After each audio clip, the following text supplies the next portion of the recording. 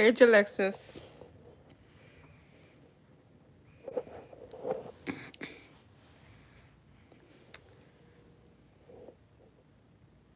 How you doing?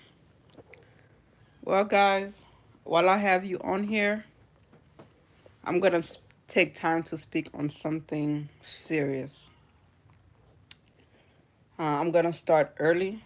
That's why I had to stop and get me a cup of wine because I'm about to spill my guts. I'm not holding nothing back tonight. Okay?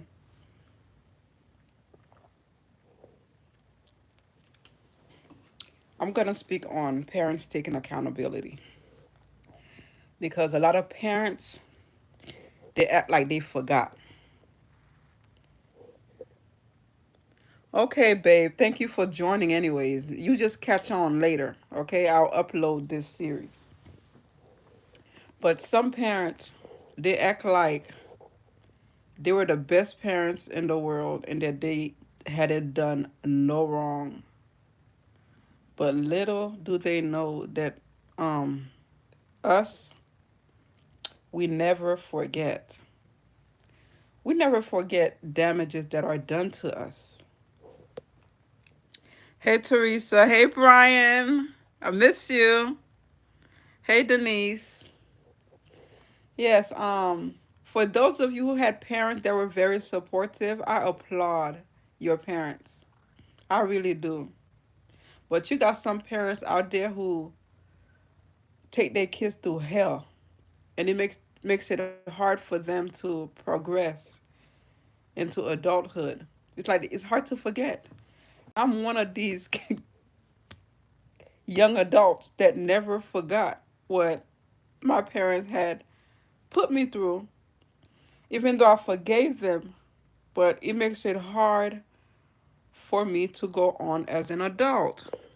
Miss you too. Thank you for always making my day. Anytime, Brian. It makes it very hard to forget.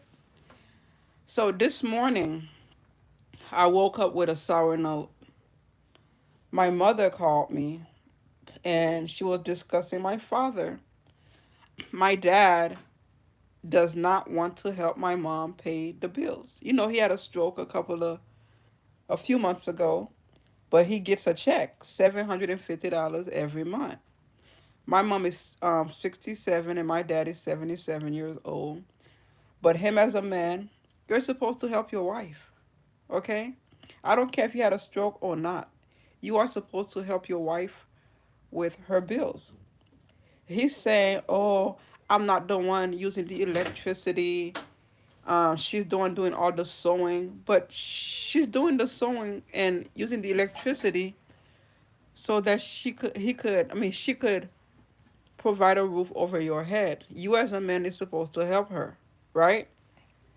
He don't have money to give her, but yet he has money to send to his side chicks. And I'm just being honest. He provide for other females. I know that because my mom been through his phone. And then my dad comes to me and he complains to me about my mother and I'm not with it. And the reason I don't go off on my daddy is because he just had a stroke, but I try to act like I just don't want to be involved. But my mom, she's doing it all by herself. But today I really had to go off on my mother. I didn't really go off on her, but I had to tell her about herself. This morning when she called me, you could say hi. Come. Anastasia wants to say hi. Hi guys. Okay, now close the door. This morning she called me to complain about my dad. And when I said to her the things that my dad had been saying about her, hey, Witchy from the UK. Yes, so I told her what my dad had been saying about her, and she just started to tell me how it was my dad's fault. Or when you was graduating, he didn't want to pay for your uniform. That's why you didn't get to graduate in high school because your daddy this, your daddy that. And I'm looking at her like, stop it. Please stop it. Don't throw it all on my daddy. Yes, my daddy is wrong. My daddy did not help me out in high school. They made it hard. But guess what? My mom had her hand in the pot too. I remember when I was 14 years old and I was going to Dillard High School. My grades were A's and B's, and of course, you needed personal fitness as a course in order to graduate. They sent home a form for my parents to fill out, and my parents had to pay, I believe, $13 or $15 for my PE uniform. And if my PE uniform was not paid for, I could not participate in the class. I'd have to be benched out. I pleaded with my parents to please pay for the uniform. I'm 14, I don't have a job. My parents looked at me straight in my face and told me no, they are not going to pay for it. They said they ain't got no money. And sadly, I went to school and I was benched out the whole semester. And when I received my report card, of course, I had A's and B's in all my other classes, but I had an F in PE. And the reason I had an F in PE is because I was benched out. My parents refused to pay for my uniform. When I brought the report card home to my parents and they saw my passing grade, they disregarded that. They saw the F and they kicked me out. At 14 years old, my very first time I ever got kicked out of my house, my parents kicked me out. Although all my grades were A's and B's, that F that they caused me to get, my parents kicked me out of the house and I was devastated. I cried. I didn't know where to go. So what I did, I just went and I knocked on my next door neighbor's house because I had nowhere to go. And my next door neighbor took me in. They went to my parent and tried to plead with my parents. Hey, she's a little girl. Let her back in the house. They told my parents no. They don't want me. I was embarrassed. I felt neglected. I felt abandoned. And these people would cook their food and they'll fix me a plate, and I felt too shy to eat. I felt horrible. And while I'm there, my parents they knew I was next door, but they waited 3 days and called the police and told the police I ran away from home and they didn't know where I was. The police came next door and got me and they lectured me. They yelled at me. I couldn't speak, because my tongue was tied. I had a knot in my throat. I was hurt. I couldn't talk. I couldn't explain myself. The hurt was so overwhelming, I couldn't explain myself. I mean, my parents literally traumatized me as a child. So that was my parents' way of telling me that they are in control of my life. They will get to do whatever they want, and there's nothing I can do about it, and the law is on their side. And the law was on their side. I had nobody. So with my mom telling me, oh, my dad this, I'm like, no, it's not my dad. It's you too, because you made me suffer. And I was okay until she started making it seem like she was such a great mother. I mean, us parents, we have to be careful how we treat our kids because it could affect your kids in the future. It could affect their growth. As old as I am now, I still go through the pain and it still affects me. I look back and the hurt comes back. It's almost like seasonal. It keeps coming back. One day I went to the bathroom. I was going to Dillard High School. I went to use the bathroom and I came out of the bathroom and my dad is hiding in the corner of my bedroom and my bedroom was facing the bathroom. I kid you not. I came out and there's a gun on my chest. And God is my witness, y'all. And I do not play with God. There's a gun on my chest. My dad has a gun on my chest. And what he says was, don't F with me. I mean, out of nowhere. I didn't do nothing to him, but he wanted me to know that he was in charge, that I must fear him. So he had that gun on my chest, said what he said, and just walked away. Hey, Alex. Yeah, he walked away like it was nothing. And I was stricken with fear. I didn't tell nobody. The only people who knew about it was like my friends, and I made them swear to secrecy not to tell nobody. I remember my dad driving those 18-wheeler trucks, and I was sent to Fort Myers with my brother, and my dad was in the truck, and he had come and picked me up, and I'm in the truck with him, and he's asking me personal questions like, "Are you a virgin?" And I'm like, "Yes, I am." This guy pulled out a gun on me. He pulls out a gun on me and was like, "Are you sure you're a virgin?" He told me he would kill me. He'll get rid of my body. He know how to do it and how to get rid of my body without it being found. I mean, traumatized. Yeah, I tell jokes. I do pranks, but I've been through some stuff. I have. I have been through so much with my parents. You would never be able to tell. People tell me, oh, they would never forgive my parents, or they would get rid of their parents if that was them in that case, but that's not me. I wear a tough skin, but inside that skin, I'm mushy. The hurt is still there. My parents had never apologized to me, and they have never taken accountability. It's always excuses. Oh, I don't remember. I don't remember it being it like that. And of course, you're not going to remember because the pain didn't occur to you. It wasn't you who went through the things that I went through. I went through those hurt. You didn't. You caused it. There were times when my parents they refused to feed me, and I was in high school. They refused to feed me. So at night, when I know that they were asleep, I would go in their pot and I would scrape the bottom of the pot, and I would get whatever that was at the bottom, the little burnt part at the bottom, the crunchy part. I would sit there at night in a corner and I just eat it because I didn't have no food. But when my parents had realized what I was doing, they started to they started putting water in the pots at night so that I wouldn't get nothing to eat. I kid you not. I don't know if they did it on purpose or if they just all of a sudden started doing it, but yeah. Yep. And that is my truth. And I don't think I can never forget. I mean, I've been baptized. Um I have the Holy Ghost. I pray, I cry, but these things don't go away.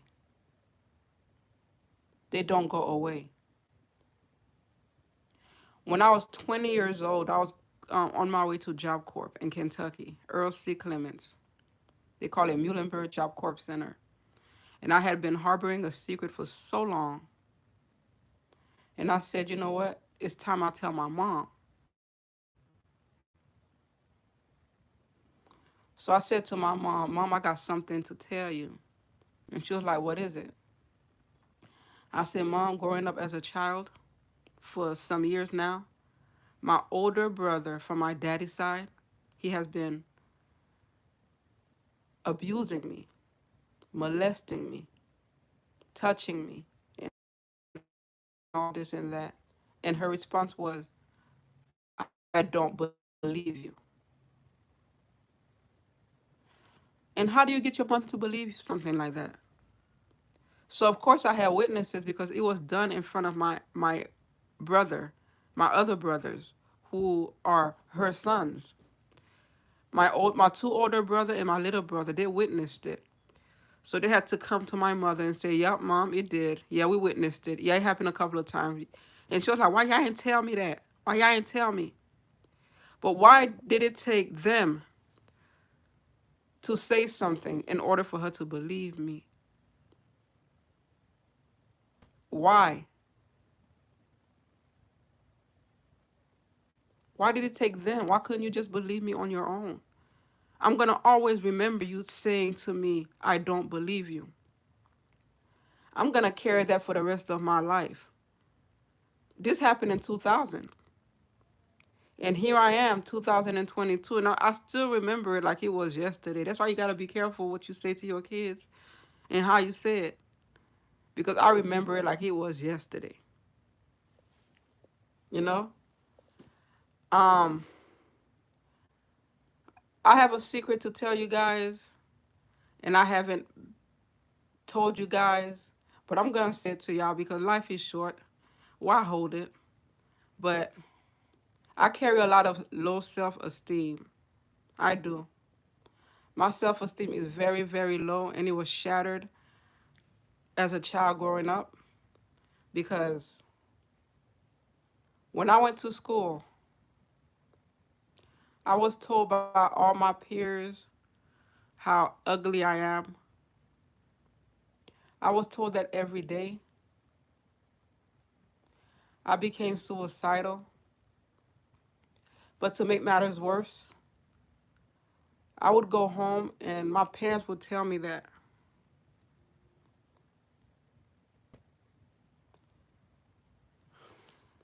I don't want to tear up.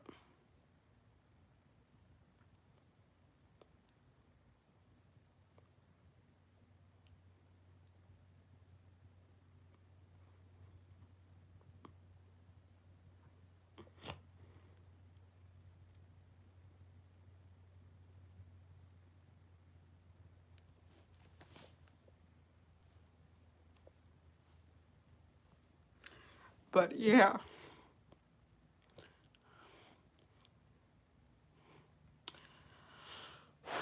my mom and my dad, they used to always tell me that I was unattractive. And I have come to believe them. Mommy, mommy, don't cry. Mommy, you're beautiful. Thank you. Let me Mommy, speak to them. you're gonna be okay. You're Okay. beautiful. Yeah, I mean, they damaged me. My mom would tell me I look like a horse. My dad would say the same thing. And when I started braiding hair, they would say it in front of my customers. And it broke me. It really did. It broke me. So it came to a point now when people tell me I'm pretty, I don't believe them. I feel like I'm being attacked. I feel like they're lying. I feel like it's not true. It all starts at home. It does.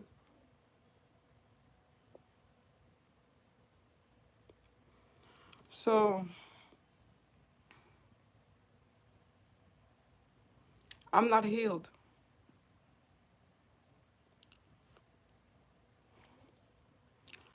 No matter how much praying I do, no matter how much worshiping I do, these things come back. You have to be careful what you say to your kids.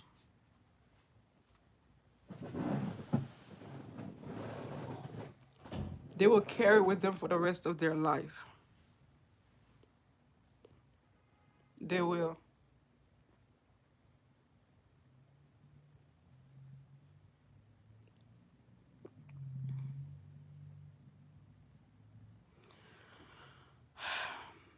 I was such a black sheep growing up, but I have such a pure heart. We lived in a four-bedroom house, and I have three brothers. My parents had their room. I had my very own bedroom. And my parents decided it would be a good idea to give my brother my bedroom as a Christmas present. And they threw me to the living room, and I had to sleep on the couch. I had never been so hurt in my life. I started sleeping on their floor in front of their bedroom, in front of their bed. And the way they would wake me up, they would use their feet to kick my pillow to wake me up, like I was some sort of animal.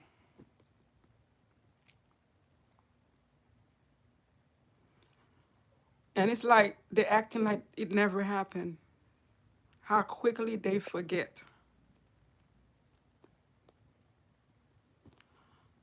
They forget so quickly.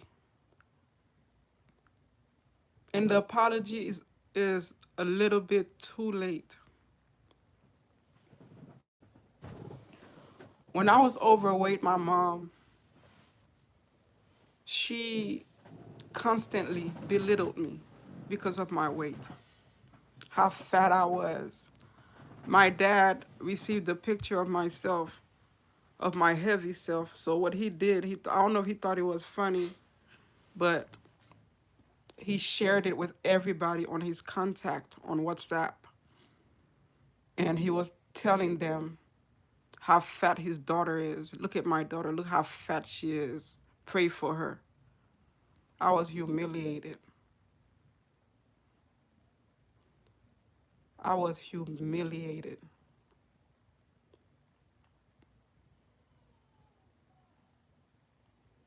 And but I've never ceased to help my parents. I've never stopped. I've never ceased to extend my hand to help them in any way that I can.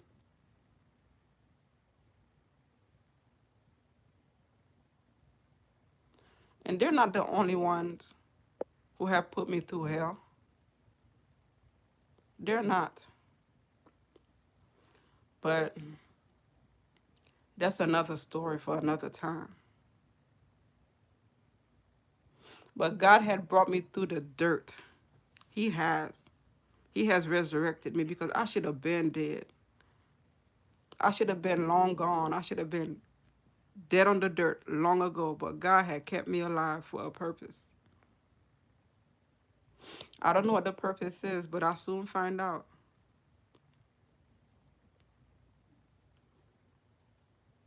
But I'm taking it one day at a time, y'all. Thank you, Empire TV. Thank you, Teresa. So early this morning was the last time I spoken to my mother. I haven't called her. I will speak to her tomorrow like this never happened. But that's how it is. It's like it never happened. And to make matters worse, my brothers, they partaked in calling me ugly. My brothers told me all the time that I was ugly. My mama told me I was ugly. My daddy told me I was ugly. I went to school. I was told I was ugly. And sometimes I come on social media, people tell me I'm ugly. It just damaged me. But the social media thing, I've overcame that because I've heard it so long and so much that my heart had just become hard. And when you hear something for so long and you hear it in a constant, if somebody tell you different, you're not gonna believe them. You're not. And then action speaks louder than word. You can't tell somebody they're beautiful if you don't treat them like they are. Okay?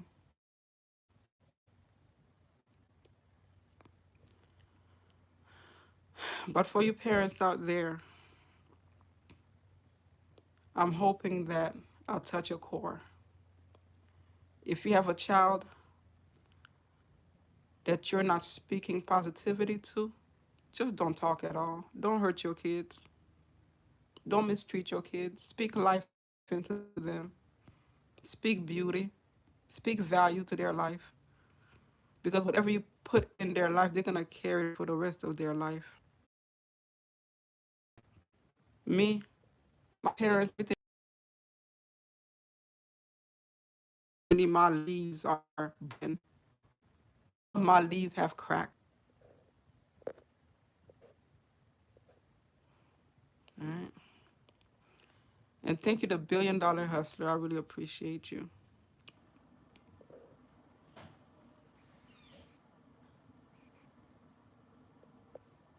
And thank you, CEO Aleo. and Teresa and Jake Hoop. I'm not gonna hold you guys too long. I just wanted to express myself. I just wanted to vent with the people I love and the people who will listen. And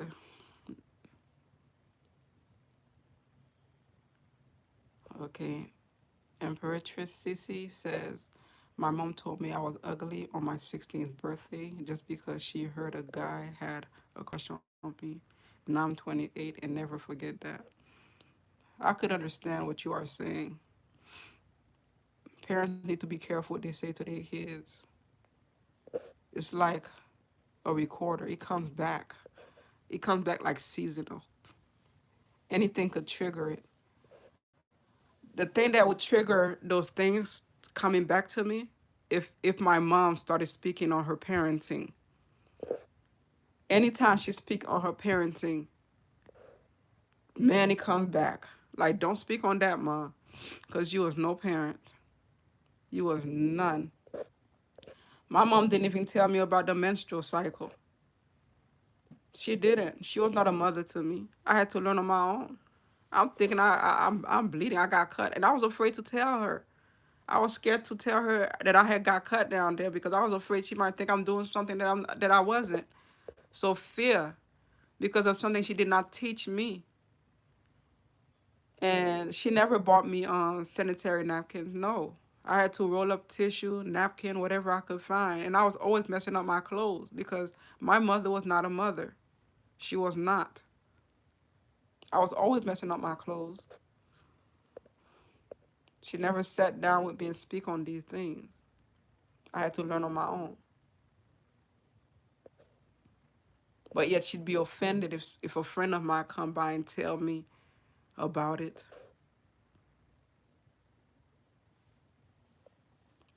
Teresa says, so true. I'm in tears hearing this. Being the oldest of 8 children, I know you are not making this up. You know,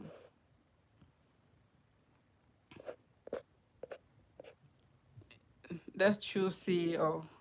There is a lot of trolls on the internet. They are. And people got to be careful what they say to people because sometimes people could be in their last string, on their last branch. And you would be the one person who helped that person to break off. And then you feel guilty later on when you find out that the person that took their life or something because of something you said. You're the camel that broke. You are the thing that broke the camel's back. But yeah, yeah. Haitian parents, man.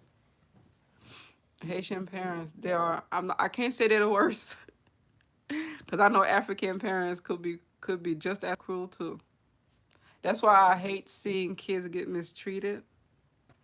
I was on TikTok earlier, and this lady was speaking on her granddaughter who was 6 years old, and she was saying that the granddaughter abuses her, and that she was going to go ahead. She was crying. She said she was going to go ahead and give that child up to DCF.